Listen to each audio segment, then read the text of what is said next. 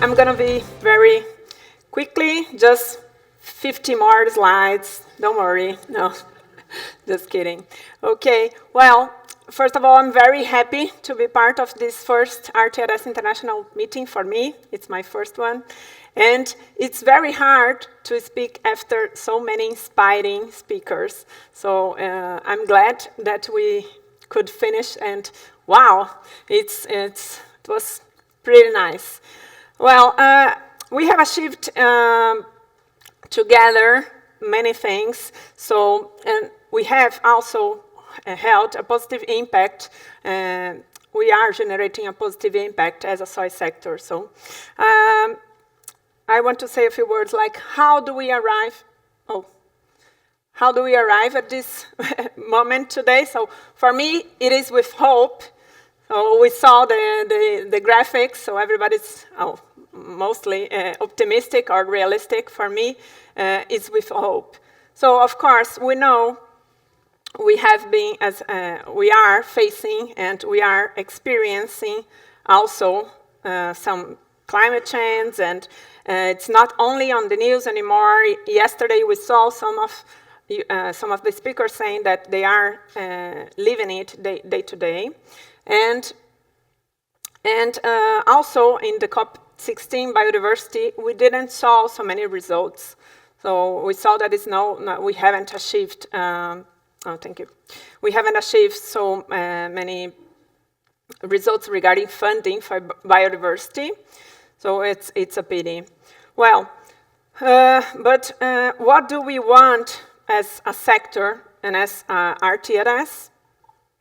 What do we want? And what we have achieved until now? So, well, I think we have, our biggest goal is to gain scalability.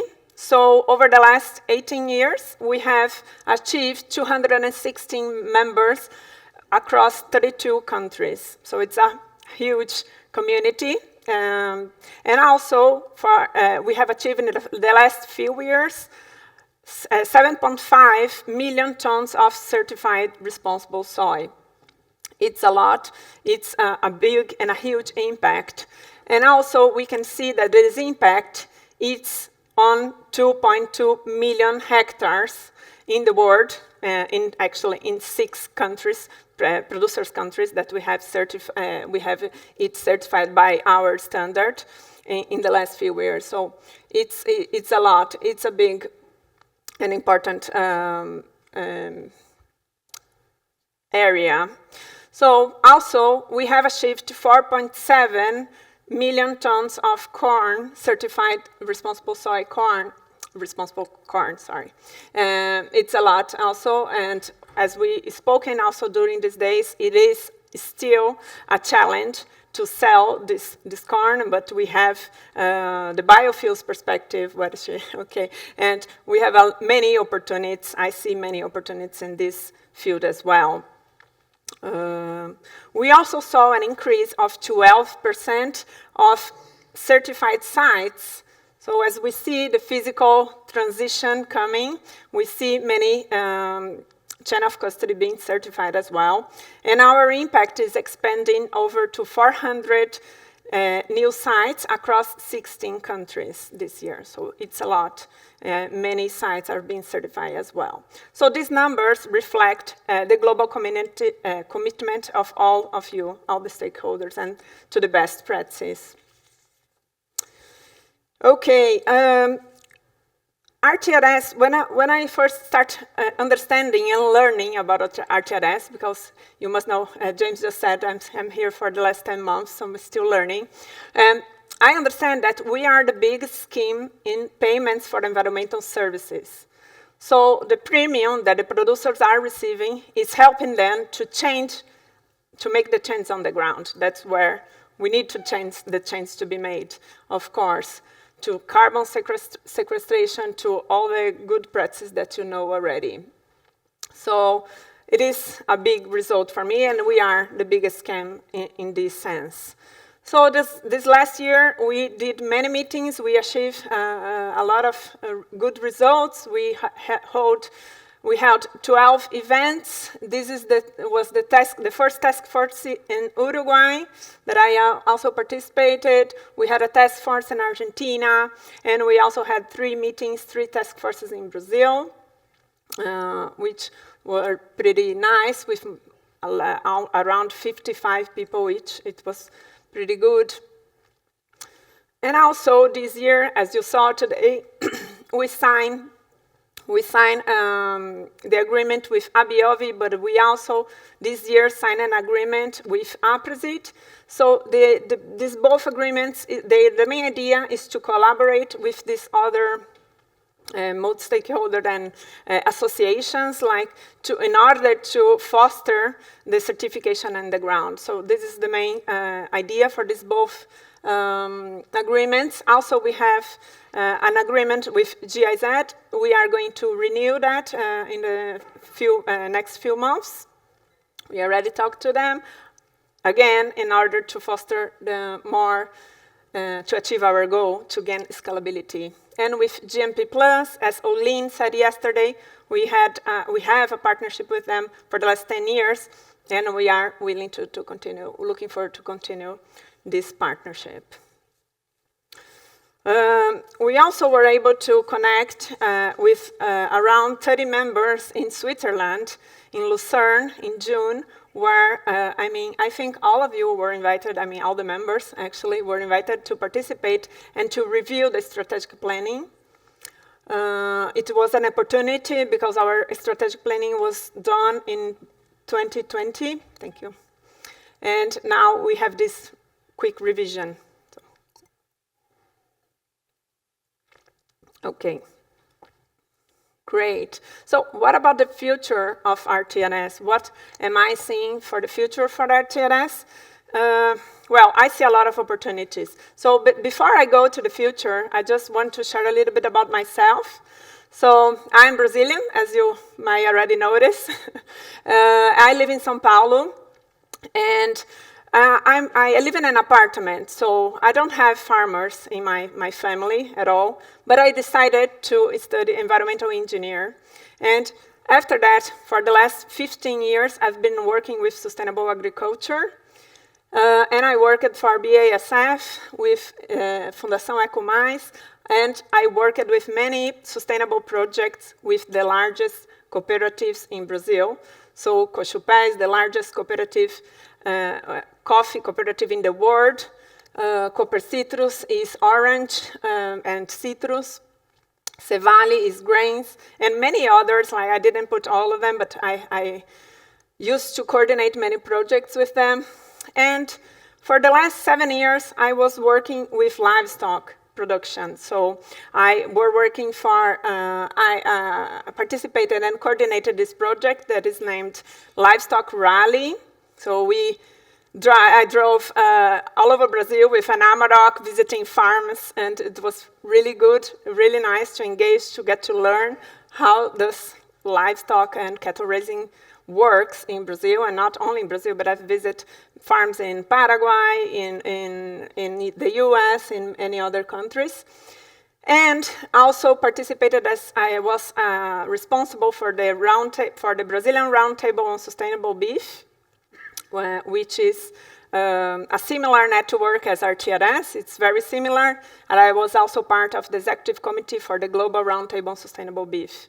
So it's both my last work. And now working for the soy, as I said, it's a huge challenge and very interesting also to understand how we're going to move forward as a soy group. So my perspective, we have many opportunities, and I have learned I'm learning still from my past mistakes, and also from very good days and very good things that I could learn in the past. And what I want to do, what I'm fully committed to do here in the RTRS is to build a strong sustainability narrative for the sector. We are participating in many events. We have been we have the opportunity as we are a non-profit, we have the opportunity sometimes to enter in a space that companies, it's more difficult to achieve there, for example. And I think we need to use this opportunity also to engage and to build a strong narrative and to position ourselves for what the sector is doing regarding deforestation, regarding all the environmental aspects, social aspects, and all of it.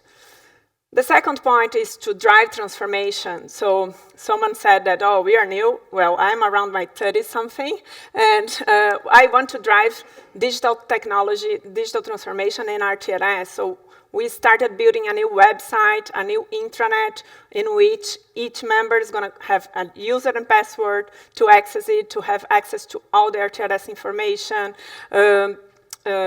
recorded meetings, everything that you need is going to be there. So we are doing that also in a more collaborative way, connecting and signing these agreements that I just shared with you. Well, connecting ideas and projects to bring key actors and to gain speed and scalability. We all said that again during these 2 days. It's very important to gain scalability and speed and to organize landscape initiatives as well. So we are in touch with many of them. I see you, Aline, from IDH as well.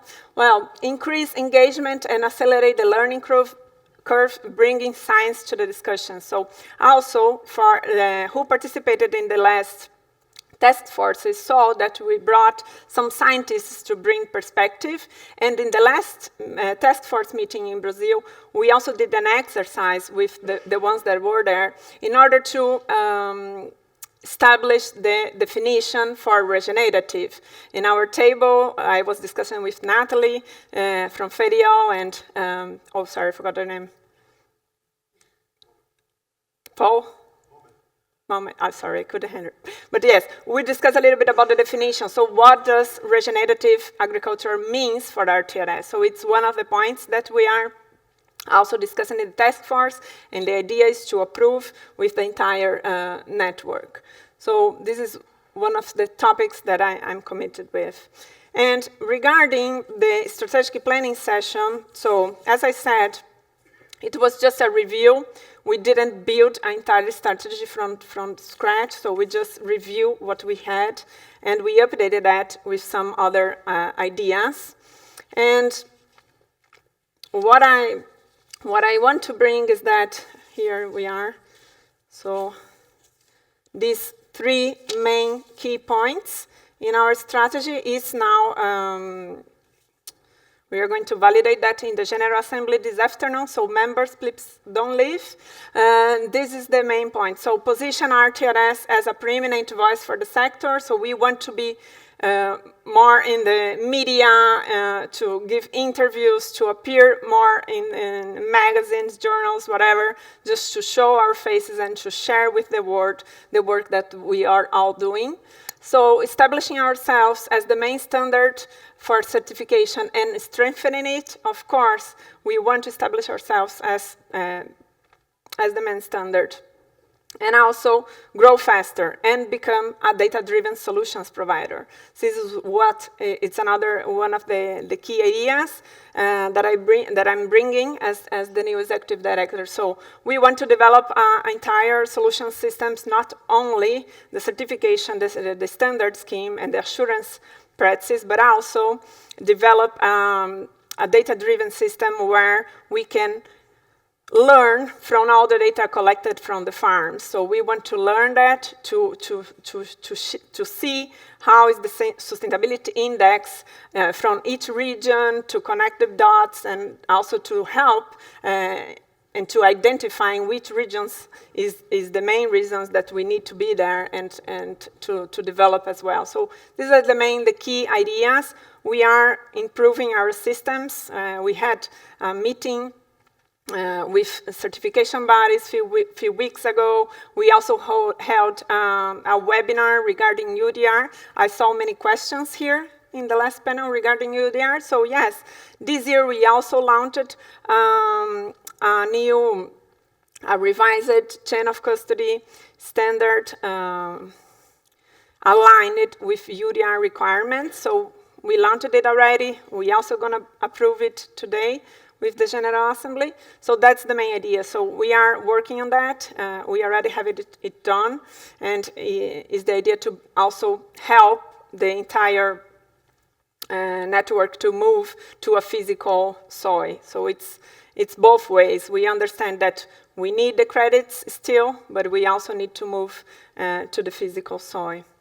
Well, as RTRS, we want to catalyze the actions to become more agile, more collaborative, making bold decisions and turning ideas into concrete actions, and above all, providing focused solutions. I think it's the main idea. And looking ahead, I am convinced that RTRS can solidify its position as a leading roundtable and a leading standard in responsible soil. Well, I see this as just the beginning of a new chapter for RTRS, which each step will make us move towards a more regenerative future. So the future is in our hands, and together we can create the change that we expect for the responsible soil sector. Thank you very much. Thank you very much for the sponsors. I would like to thank you also very much for all the speakers. And a big applause also to my team, Secretariat, for all the help. Please, guys, stand up so they can see who you are. Okay, here they are. Thank you. Thank you very much. That's all for today.